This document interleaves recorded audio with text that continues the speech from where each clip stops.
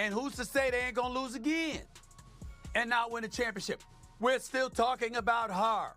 Remember, when Bird and Magic, as phenomenal as they were, the champions that they were, there came a point where despite the greatness of them as individuals and the greatness of their team... Yeah, Stephen Smith just exploded like your uncle at Thanksgiving dinner, but this time it wasn't about LeBron or the Cowboys.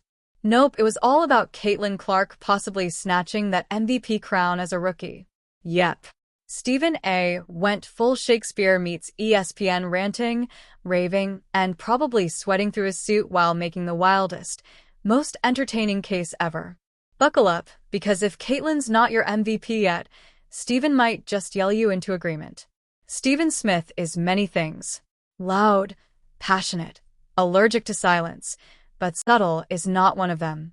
When he bursts into a monologue, it's less of a conversation and more of an auditory earthquake. And this time, the earthquake's epicenter, Caitlin Clark.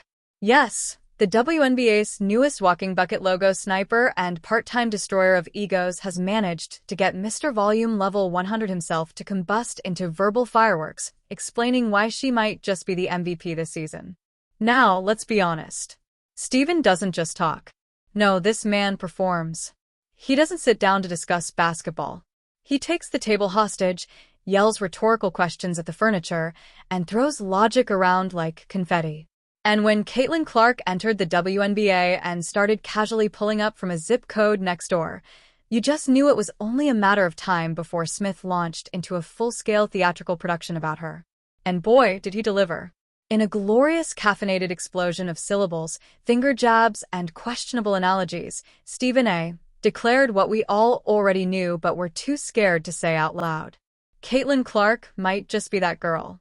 MVP level, that the kind of give me the damn ball and get out of the way player who makes seasoned defenders question their life choices and front offices regret every draft pick before her. And yet there he was breaking it down like a man possessed by the basketball god. You could practically hear the ESPN cameras flinch when he lunged into his hot take with the grace of a rhino doing ballet. Somewhere between she's a superstar and it's not just the points. He probably scared a few producers and shattered a microphone. But the message crystal clear. Dylan Clark is here. She's draining logo threes like they're layups, and she's making defenders look like they're moving in slow motion through peanut butter. That's not an exaggeration. Like this video and subscribe this channel. Thank you.